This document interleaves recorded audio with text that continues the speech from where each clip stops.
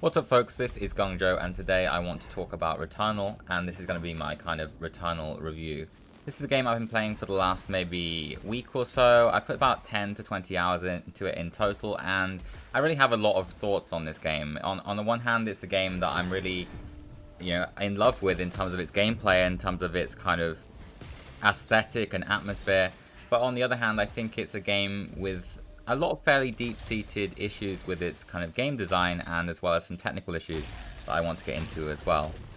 Starting out, Returnal presents itself as this absolutely gorgeous sci-fi shooter. Like probably within the first like 3 minutes of the game, you're just in there with this like fast-paced third-person action gameplay. And Returnal feels really amazing. Returnal feels like a hybrid of those kind of top-down shooters that Housemarque are known for, like Nex Machina and Alienation and Super Stardust. And those games all have like this really fast-paced gameplay feel where you can play the game in a way that's really reactive compared to slower-paced like shooting games like Call of Duty. In something like Nex Machina, it's all about controlling space and your movement, like weaving in and out of bullets and blasting enemies really quickly, and that's something they've really captured extremely well in Returnal. And that's a really cool thing because this is one of the first times that I've seen a gameplay style like that in a third-person game in this kind of AAA style of production as well. I would say the closest game that comes to this is something like Doom and Doom Eternal. These games, or these older school arena shooters where you're kind of playing with space and playing with your movement all the time. And that's the kind of gameplay that Returnal brings out as well. And on top of that kind of gameplay style, it brings to it Housemarque's visual flair, which is really just the icing on the cake in this kind of game design, because as well as having this really cool movement system, as well as having this really cool pacing and really kind of amped up gameplay style, you have these like spectacular particle effects and spectacular visuals that are going off on screen everywhere you look. And taking this into the third-person perspective from a game like Nex Machina going to Returnal, it really is just phenomenal to see this game in motion. And on a PS5, I'd say this is probably one of the best showcases of the new hardware. Some of the effects in this game are absolutely crazy. Like some of the effects when you're using things like teleporters, they feature visuals that I've just never seen realized in real time in a game before. And for me, that was something that really just wowed me when playing this game. And it was something that made me kind of think about the fact this was running on a PS5 and the fact that this wasn't something that I could experience on a PS4. And that's what you really want from that next-gen feel, I think. So in all of that capacity, Returnal is a really cool game. Like, moment-to-moment gameplay is excellent. Visuals are astounding. And that's what really pulls me in the first few moments of playing this game. And I think that's what will pull most players into this game early on. In terms of narrative and kind of atmosphere, the game does a really good job as well. The story in Returnal is equally mysterious as it is intriguing, and you're in this kind of, I want to say time loop, but it's not exactly necessarily a time loop. It's something for you to figure out what's going on, essentially. And the idea is it's this like Groundhog Day style scenario where you're performing actions and trying to progress further and further through this dungeon, or travel deeper and deeper into this kind of sci-fi setting to really uncover what's happening to you. And each time you die, you're reset back to your kind of origin point. But depending on how well you progress, depending on whether you get further and further into the game, you are unlocking more narrative elements. So you're uncovering different things about what's happening here and slowly unpicking different elements of the narrative. And I found this really intriguing off the bat. I found this a really compelling style of storytelling for roguelike design. It really feeds into the idea that repetition is part of the narrative. In the same way that Hades made sense narratively because it was this idea that you were, the son of Hades being pulled back and prevented from escaping hell.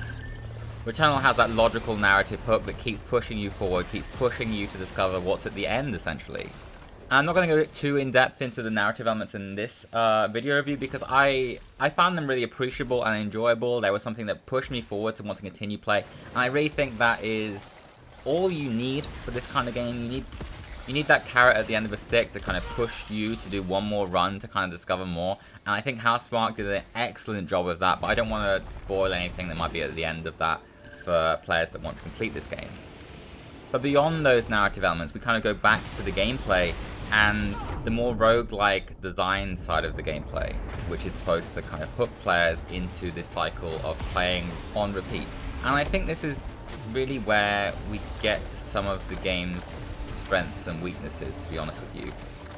So if you haven't played a roguelike before, typically, as well as having this kind of looping gameplay, so this kind of idea that if you fail, you're brought back to the start, they incentivize you to keep playing by making each run of the game different. So that might mean every kind of dungeon you play, every time you die, the dungeon is reconfigured. It might mean there's different enemies in every room. It might mean you have different weapons in every room.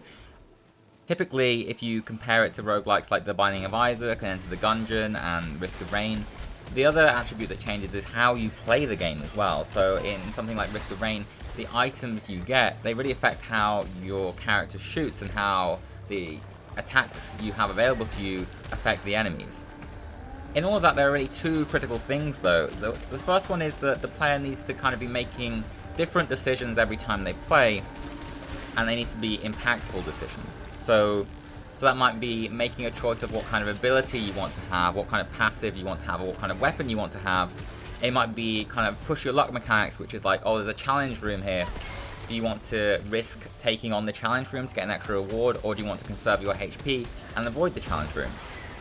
And the idea is that those kind of push your luck mechanics interact with this idea of variable kind of progression and variable outcomes to your build and player character to make every run feel different, to make it feel like you have this one more run feeling based on the idea that, oh, maybe the next run will be different, maybe I'll be more powerful in the next run, maybe I can find different items on the next run, maybe it'll be different in some different way.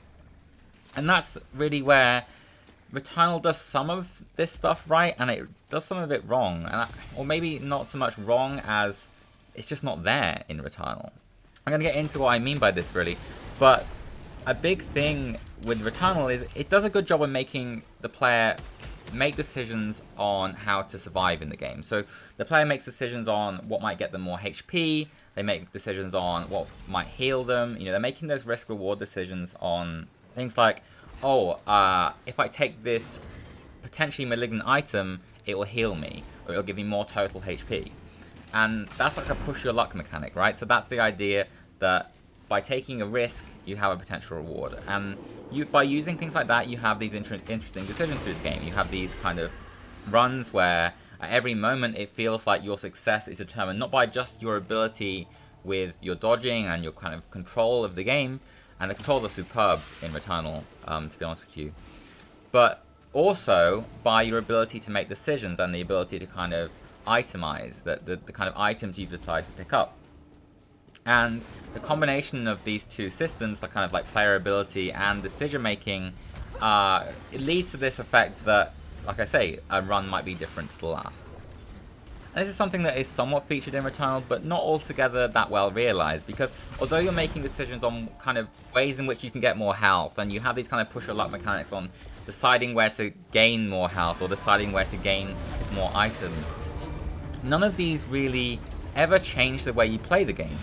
So yeah, you might have one run that's more successful because you have more HP, or you might have one run that's more successful because you gained maybe a bit more weapon proficiency, which makes you stronger.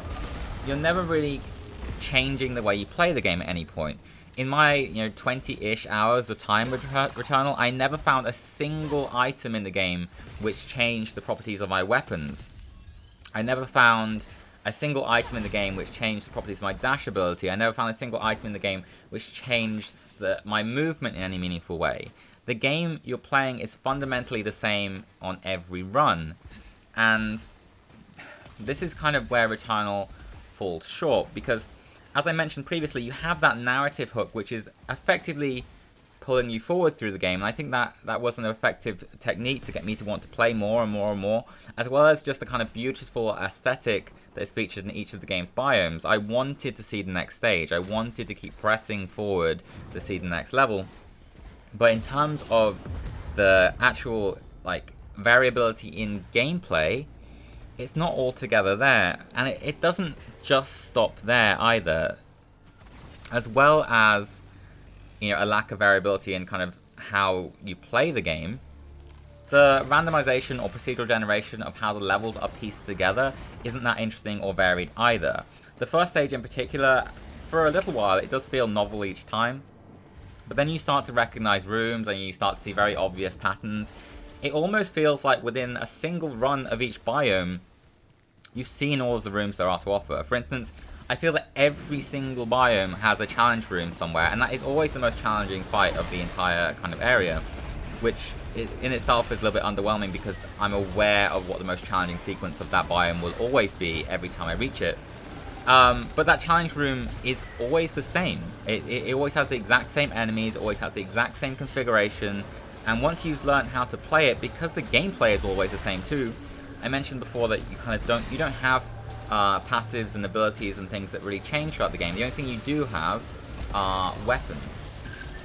And these do offer some variety, like the weapons of the game are all interesting, and they do change your playstyle a little bit with some of the traits and passives on the weapons too. I do find these compelling, but they never have any like meaningful interactions with your artifacts. So once you kind of get an idea of what weapons you like to use in the game, like for instance I like to use the carbine and the pylon rifle and a couple of others, kind of mid-range effective weapons, it really starts to feel like every run is kind of merging into one. You go into that challenge room that you beat before, and you know you'll beat it again, or you'll at least have the exact same playstyle as the previous time that you beat it. If you die, it might be dependent on things like how much health you had the previous time. In any case, the procedural elements of the game don't really do a lot to diminish the sense of repetition, which I think is at the core of what roguelikes are. This idea that they are procedural in nature, so the player isn't seeing everything each time they run through the game, which is compelling them to play these games in a repetitive and almost endless fashion. You know, I have 100 to 200 hours on games like Enter the Gungeon, and I certainly haven't seen all of the weapons in the game. I certainly haven't seen all the rooms in the game. I haven't seen all the enemies in the game. But within 10 hours of Returnal, I'd really seen everything.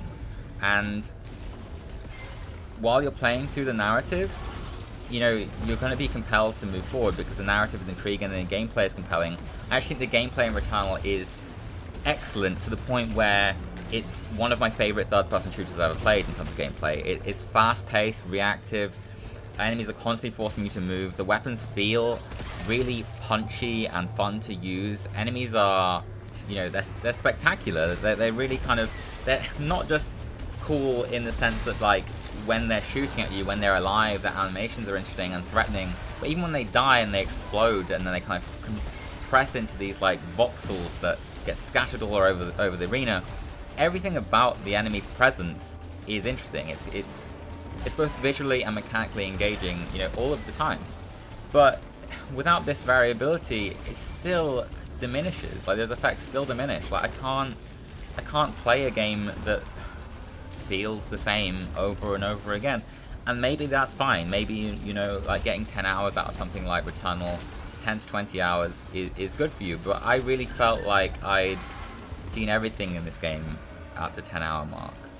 And maybe not quite everything. Maybe there was like a single enemy I was missing or a weapon I hadn't tried or something like that stage. But the variability left was few and far between at that point. And at that point where I was recognizing every single room, every single enemy, every single configuration, and my weapons were always the same and my playstyle was always the same, it really felt like I was just playing the same game.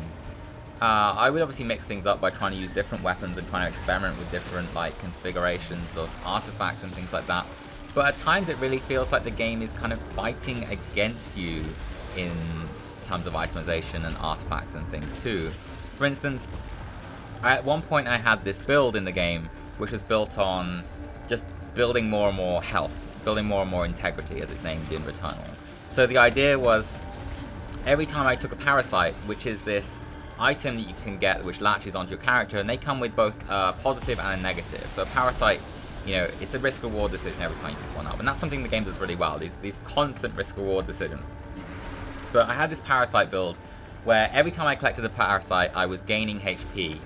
Obviously, that comes with a caveat that you're getting more and more disadvantages with more parasites you take.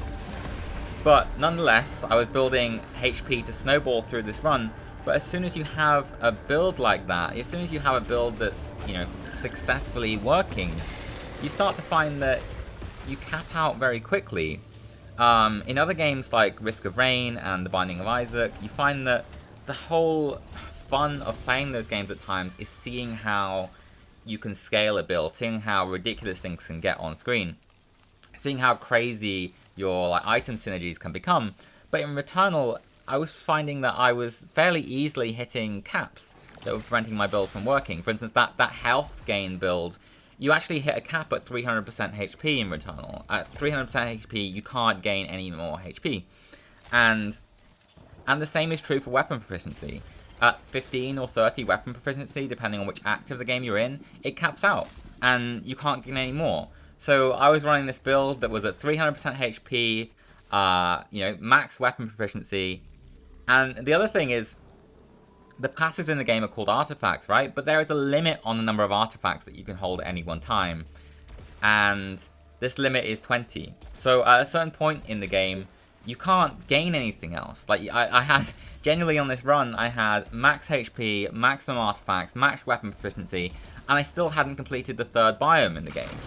So, at that point, I'm thinking, like, well, why am I kind of... There's no risk-reward decisions anymore. There's no push-your-luck mechanics because I can't gain any more integrity. I can't get any stronger. I can't gain any more artifacts.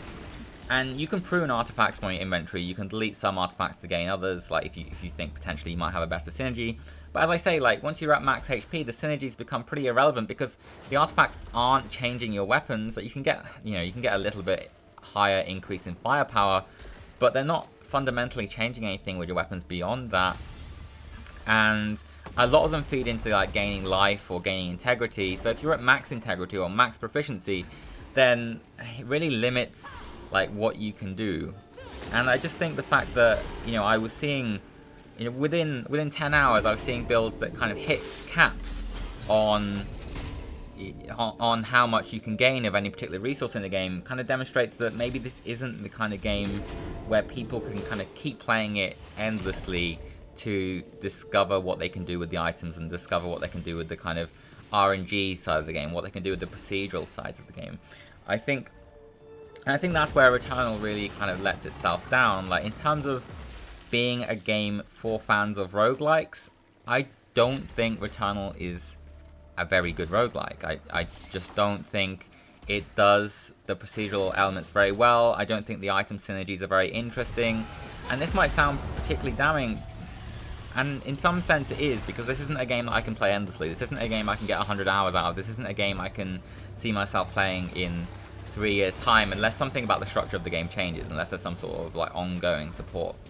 And there are daily runs in the game. You can do a kind of daily run of a biome to gain ether, but again, you cap out on ether at, I think it's 30 you cap out on ether, so there's nothing to gain by doing those, and the variability in those runs isn't that significant either. You get different modifiers, but again, like, the way they play is the same each time, and the rooms you'll see will be the same each time. So after a little bit of time, you're going to see the same thing over and over again. But as I say, this sounds a bit more damning than it is, I think, because I just don't think Returnal is a good roguelike, but I do think it's a very good third-person shooter. I do think, as a third-person shooter, as a game, you just kind of want to, one and done, beat, I say one and done, but maybe you want to play it between 2 and 4 times to kind of see everything in the game. And maybe you get between 10 and 20 hours out of it. I think you're going to have a really phenomenal experience with it, just because of how the game feels to play, how the action is paced, how the kind of visuals and audio come together to just produce this, immersive sci-fi action experience. And for a lot of players, I think unraveling the narrative is going to be compelling as well. Without spoiling anything, I do think the narrative payoff maybe isn't all there, but it is interesting. So I do think it is successful in that sense. As a third-person shooter, Returnal is a successful game. It's a successful transition for Housemarque from their kind of isometric style of gameplay into third-person, and I'd love to see them develop this further into more like third-person games. Maybe something like Alienation in third-person, a cooperative, like, crazy fast-paced third-person shooter where you can kind of play with your friends and see all those like crazy effects coming together with a group of players. I think that would be a really cool like evolution of this kind of gameplay style that Housemarque are pushing. But as a roguelike, I just don't think this is one of the best ones out there. I don't think this is I I think if you're looking for that kind of different game every run feeling to it, then I think you're better with Enter the Gungeon. I think you're better with Hades, which has a similar kind of emphasis on narrative. I think you're going to get a better time out of those games than you are with Returnal. And bearing in mind that this is a £70 game in England, I do think that's a little bit of a shame, right? Because I feel like I'm getting more value out of these games that ask a lot less. And I know Returnal is a AAA game. I know that this game is like visually amazing. But at the same time, in terms of like wanting me to come back to it in the long haul, I don't think that value is there. And you know, it's Housemarque's right to make a game with a different focus. You know, if they want to make a game with a different emphasis, with this emphasis on narrative and with this emphasis on just like being this experience where you want to just kind of play it through 1 or 2 times and then move on, that's fine. And I do think Returnal is a game that exists more for its narrative than these other roguelikes, like the Groundhog Day style mechanic, the roguelite, you know, gameplay loop, the going back in time, repeating things again. It feels like in Returnal that exists for the narrative more than it does for the gameplay, if that makes any sense at all. The reason that occurs is because the player is narratively trapped in this loop. It doesn't necessarily occur because the game developers felt like this was a really compelling way to structure this game. And outside of this narrative, it feels like the game could have just as easily been something like a Metroidvania or just a third-person action shooter and been just as compelling. The bosses would have been just as spectacular, the gameplay would have been just as tight, it would have been just as interesting to me if it wasn't a roguelike. And as a roguelike, it came with these expectations, which I really don't think it met. And, you know, I do really enjoy the game, I do like it, I would overall recommend this game, but honestly, those aren't where my issues with this game stop either. The roguelite elements aren't the only thing I disliked about the game. And this is quite subjective, I suppose, because I still felt like I got good value out of my experience in Returnal. But at times it did feel like the game, in its latter half particularly, didn't feel like it was entirely consistent. It didn't feel... I don't want to say the game was unfinished, because I'm sure this is Housemarque's vision for the game, but it just didn't... It didn't feel satisfying at times. Like, there are 6 biomes in the game, and for some reason, one of them is missing a boss. The bosses in the game are all spectacular, they're all really compelling and exciting, apart from maybe the last one, oddly enough. Like, many of the bosses have 3 distinct phases, and they're really, like, visually spectacular, kind of moving around these large arenas. And you get this last boss, which is just sat there, and the only thing it really changes are the types of projectiles it shoots at you. I mean, the atmosphere for the last stage, without spoiling anything, it is really interesting. It's got a completely different vibe to the rest of the game, but the last boss in particular just doesn't do a lot. And it isn't very challenging either. Something you'll notice in the game is that the difficulty pacing, I would say, is a little weird at times. Like, boss fights definitely aren't the hardest thing in the game once you've beaten them the first time. You will very quickly realize that most attacks you can just kind of circle strafe around them. The final boss in particular, if you can just circle strafe and then jump over occasional like barriers, and then you will be fairly immune to damage. And yeah, just going back to that idea that there's a stage that's missing a boss fight. It doesn't make sense narratively either. It's not explained narratively. It doesn't necessarily connect in a certain way with the game's story or anything like that. It just, to me, feels like maybe they wanted there to be a boss there. You know, maybe it's like a Demon Souls style scenario where one of the Archstones is missing. I don't really know. But I found the game structure in the second act to be a little bit confusing just because it was missing one of these boss fights. And it made the ending feel a little bit deflated when I found the last boss to be perhaps the easiest boss in the game. The easiest and less, like, I guess, dynamic boss. It's not necessarily like... It's visually cool and everything, but it doesn't change a lot between all of the phases in the game. So that was something I found was a bit disappointing. The other thing, I kind of talked about the difficulty balancing doesn't feel like it naturally progresses, and the game feels easier as it goes on. And part of that is obviously you just learning the gameplay systems and getting better with the game, but the game also doesn't feel like... The final boss of one of the game's 2 acts doesn't necessarily feel any more difficult than the first boss of that act. And in some cases, it actually feels like the first boss is harder, to be truthful with you. I think maybe in both cases, I found the first boss of either act to be harder than the final boss. And that made things feel a little bit anticlimactic. And these bosses also kind of, obviously, they interact with the game's replayability. Like, one thing about the game is that although you start over again every time you die, you don't entirely start over again. If you beat a boss, you don't have to fight it again if you don't want to. And that's actually a relief because, as I say, like, the bosses are at times a bit underwhelming, especially in terms of difficulty.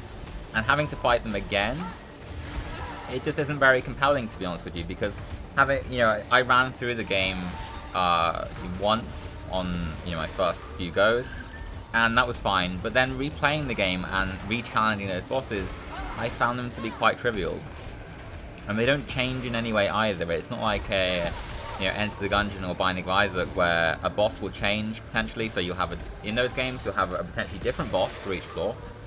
But you'll also have different weapons and different abilities and different properties of your character, so you're playing them differently each time. But in this game, if you've beaten a boss before, you know how to beat that boss. Like, you should be able to beat it again, and each time you play that boss, it's going to get easier and easier and easier, and that's going to stop being interesting, right? So, this isn't really a game that works as like an endlessly replayable roguelike in that sense either. It's definitely the kind of game where you probably just want to beat a boss once and move on. And I mean, that's fine if that's the vision for the game that they want. But I think people who have these expectations from the rest of the genre might feel a little bit disappointed in that. And at the same time, like, the bosses are really compelling in terms of like their visual spectacle.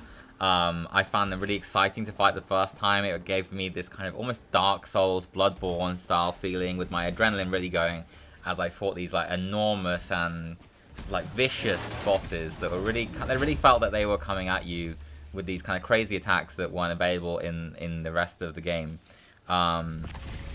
They fill the screen with these bullets that it strikes this perfect balance where it feels almost overwhelming. It creates this sense where things, like, so many things are going on that the player feels, oh my god, I don't know how I'm avoiding all this, I don't know how I'm doing all of it. But, and that's really good for the first playthrough. That's really good for the first time you beat these bosses. It's really compelling, really, like, adrenaline filled. But if you were to kind of replay these and dissect that experience, you'll often find it's because, it's quite predictable. It's not that challenging a lot of the time. A lot of the attacks almost feel like they're designed to miss you, to be truthful with you. Yeah, so for me, that just wasn't necessarily one of the most compelling elements of the game in the long term. And, I don't want to be too critical, but the final kind of point, the final problem with this game, and this is particularly difficult to recommend the game under as well, is that the game is buggy and doesn't let you save. Like, it doesn't let you save a run, and a run can last 3 hours, right? And that's annoying because, like, people want to do other things. I don't have a problem having a potential loss of progress at 3 hours if it ends up being my fault, right? So if I end up dying and lose 3 hours of progress, cool, whatever. That's how the game is structured. I'm willing to put that time on the line for, a potential reward. Cool. And people play all sorts of things like Diablo, where they have permadeath on their characters and things like that. There's obviously an audience that appreciate having a lot on the line, having a lot of risk for a potential reward, and I think that can make the experience more compelling. But the problem here is that in that 3-hour experience, there is no way to save the game. And the game also features a number of bugs which can end a run at any time. I personally experienced 2 instances where I couldn't leave a room for no reason, which just caused me to have to quit the game to kind of resume. That was maybe an hour lost at the time each time. Other people often report experiences where they either have the same thing, where they kind of get stuck in a room, or they have crashes. And because the game doesn't allow you to save, a crash means all your progress is lost. And for some people, for me it was like the end of the first biome that was happening, maybe the second biome. I did have an audio glitch as well, which, I think it was on the final level of the game where it started. No, sorry, it happened on the 5th stage of the game, which is one prior to the final stage. And for the next hour, I had no audio from the game. That meant that, as I built up to the game's climax, I had no audio from the cutscenes. I had no like atmosphere augmented by the audio. It kind of severely impaired that first time experience because of a bug. And looking on the forums and things like that, I'm not the only one that's experienced these issues. Other people will experience these issues, and in some cases much worse, where they've lost much more progress on their runs, or they've had multiple runs in a row end up, you know, with a loss of progress. I would still say that 90% of my game time was unaffected by bugs and issues, but there was that kind of 10% which was ruined by them, which is significant, right? And for other people, it can be a lot worse, so your mileage might vary. They are patching the game, and Housemarque have always been a really reliable studio for kind of supporting the game in the long term if it needs it. I've never had a long-term issue with any of their other games. I've generally never had any problems with games like Alienation and Resogun and things like that. They've always kind of delivered on the experience that I expected from those games, so I'm certain that they will patch this game to, you know, live up to those expectations in terms of like consistency and quality. But at the moment, it doesn't seem like it's quite there. So kind of before you buy, that's something to bear in mind. That's something, you know, you might want to consider just holding off for a little while, because I'm certain the game will be in a better state in a month or so. But just to end this review, and not to end on a bad note, because I really do think Returnal is, you know, a really good game. I would recommend it to people overall. I think it's a, you know, a go-to PS5 showcase for the hardware. I think it has really phenomenal gameplay. I think it's, you know, one of the most enjoyable games I've played on my PlayStation 5, if not the most. I enjoy it more than Spider-Man. I enjoy it probably as much as Demon's Souls in different ways. It really is a game that I would recommend, but for people with expectations that come from other roguelikes, for people who, you know, want maybe more than 20 hours out of your games, then maybe this isn't the game for you. Then again, maybe you'll be stuck on the first biome for the next year, so maybe you'll get more than 20 hours out of it. I don't know. The difficulty for me was quite on the easy side. I was able to clear the game within 6 goes or 5 goes, something like that, for both acts. So for someone that takes more time on each biome, perhaps you'll enjoy it more. Perhaps you'll enjoy it less, because the, you know, the limited procedural variability of each run is going to drill in a lot quicker if you're repeating things a lot more frequently. But everyone's mileage is really going to vary a little bit based on how quickly they're clearing everything. For me, as I say, I would recommend this game. I would recommend you wait at least a month to kind of see the issues ironed out. But I would say go into it thinking, you know, this is a really cool sci-fi third-person shooter with this kind of Groundhog Day narrative twist, and then you're going to have a really good time with it. But if you go into this thinking, wow, this is going to be the next Risk of Rain for me, or this is going to be the next Enter the Gungeon, I'm going to play this game for the next 100 hours, 200 hours, 1,000 hours, then I think you're going to struggle to get that content and meet those expectations with Returnal. Hopefully this review's been helpful to you. This has been Gungjo, and I'll catch you in the next video.